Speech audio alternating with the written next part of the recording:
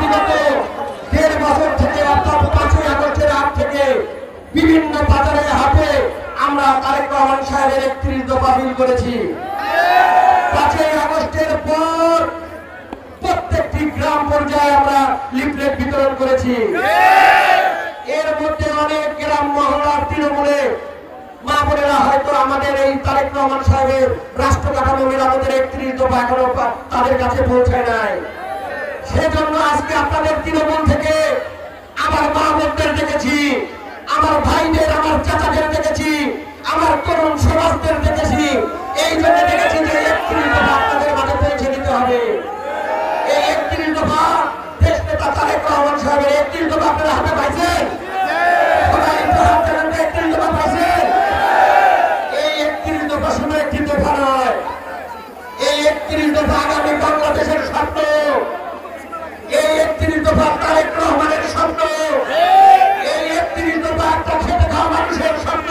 এই 31 দফা একটি কৃষকের স্বপ্ন।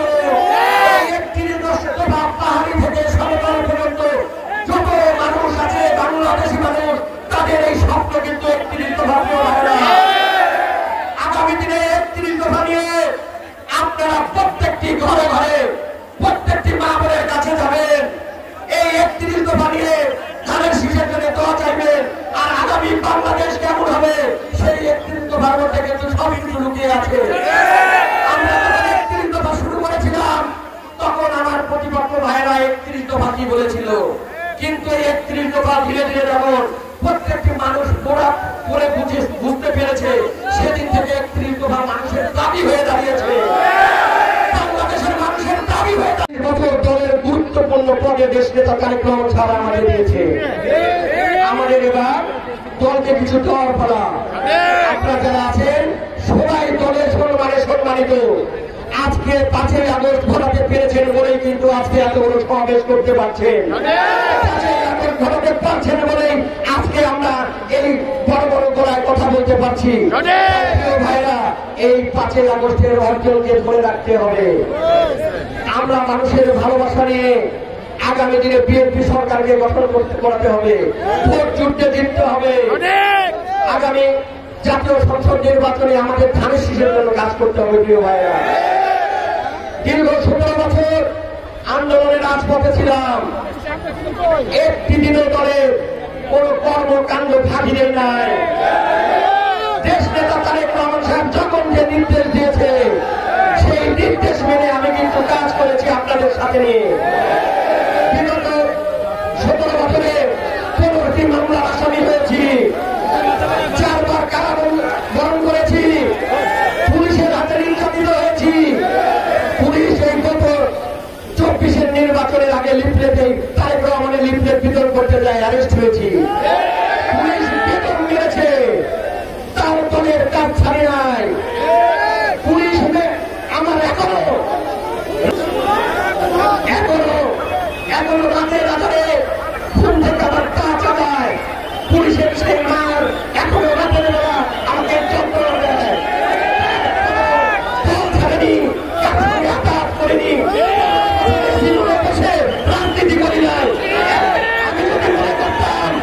আমি যদি মনে করতাম এই 15 বছর আয়েসে জীবনযাপন করতে পারতাম, একটি মামলা হইত না, একদিনও জেল খাটা লাগতো না।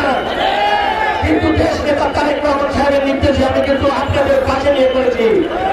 আপনারা যারা আওয়ামী লীগ দ্বারা নির্যাতিত হয়েছেন তারা কিন্তু তাদের চিকিৎসা আমি করেছি। যারা জেলে গিয়েছেন নাগরিক ঢাকা কোর্ট সব কোর্ট থেকে জামিন আপনাদের আমি করে এনে দিয়েছি। আমি আপনাদের পাশে ছিলাম, আপনারাও আমার পাশে আছেন, এটা আমি দেখছি। আমি আপনাদের কাছে জীবনের শেষ দিন পর্যন্ত গেল আপনাদের পাশে থেকে আপনাদের সেবা করতে পারি।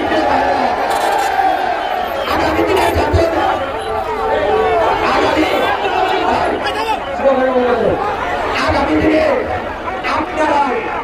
আগামী দিনে জাতির ভবিষ্যৎ, আপনারাই জাতীয়তাবাদ চেতনার ভবিষ্যৎ।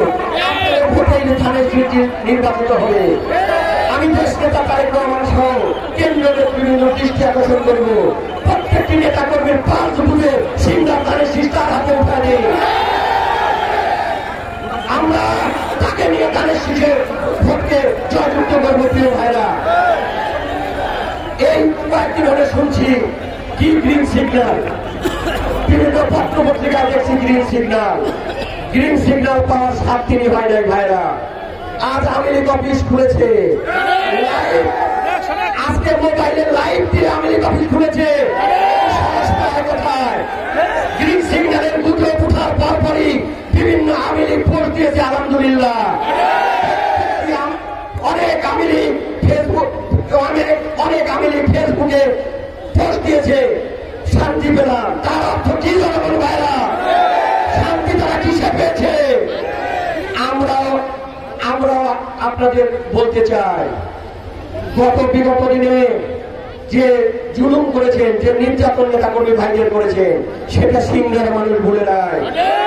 আমার অসংখ্য নেতা কর্মীকে পঙ্গু করেছেন, অসংখ্য। আমরা আগামী দিনে ভোট ব্যালটের মাধ্যমে এই জবাব আপনাদের দেব এবং আইনি ভাবে আপনাদের ব্যবস্থা আমরা করবো ইনশাল্লাহ। যেহেতু আজান, মাগরিবের আজান শুরু হয়ে যাবে, প্রিয় নেতৃবৃন্দ, আপনারা অনেক দূর দূরান্ত থেকে এসেছেন, বিশেষ করে আমার মা বোনেরা এসেছেন।